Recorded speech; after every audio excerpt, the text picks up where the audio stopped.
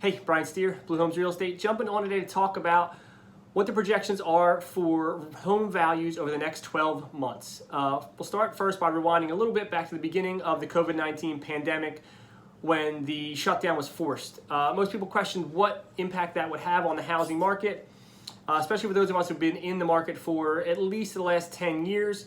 We've really enjoyed a 10-year plus run of rising prices, steady inventory levels, and lowering interest rates, which has made for a really great industry over the last 10 years plus.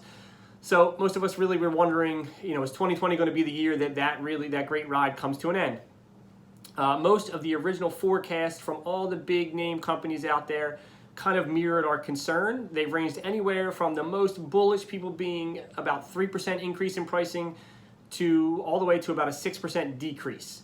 However, as things unfolded and we kind of came out of lockdown, it became pretty apparent that there's going to be little to no effect on the housing market from the corona pandemic.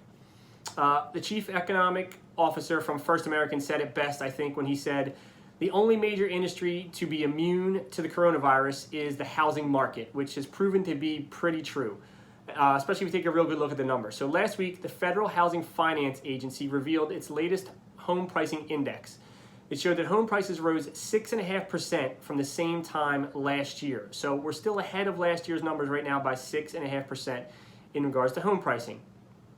Also, the FHA noted that price appreciation acceleration has hit record levels over the summer months. So between May and July of 2020, national prices rose by 2%, which represents the largest 2-month gain in the index history, which dates back to 1991. So it's a pretty good sample size, meaning even when we came out of the last big economic downfall, especially in real estate back in 2008, recovery was not, we didn't see a 2-month run of price recovery nationally that was that large.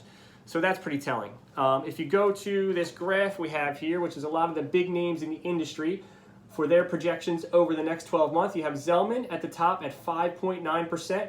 They were the most bullish when the pandemic first hit. They were around 3% gain. Then you have Zillow at 4.8. You have Fannie Mae at 4.4. You have NAR at 4.3. HPES at 3.7. MBA at 3.4. And CoreLogic at 0.6. Now, CoreLogic was the polar opposite of Zelman when the pandemic first hit. They had us at a 6% depreciation rate. So both of those have kind of hedged their bets a little bit and not changed too much. CoreLogic has come back up to almost an even market, and Zelman has gone up based on the numbers that we've seen. So if you take a good look at the numbers and the market and the activity that's going on, it shows that us in the real estate industry have really weathered the storm of this pandemic and come out great on the other side, and nothing really looks to stop it. Interest rates continue to stay low, falling at sometimes. Inventory levels nationally are still low, even though we've seen a little uptick here at the end of the season, especially here in South Jersey in the beach communities. We're kind of seeing a little bit of an uptick of the inventory, but it's still low. We're still mostly at a 3 to 4 month inventory, some towns even less, which really is driving demand. I mean, we're seeing multiple offers on most listings that hit the market. Across the country, you're looking at an average of 2.6 offers per listing, which is just amazing. So again, the outlook for the next 12 months for the real estate industry, home price-wise, looks really strong.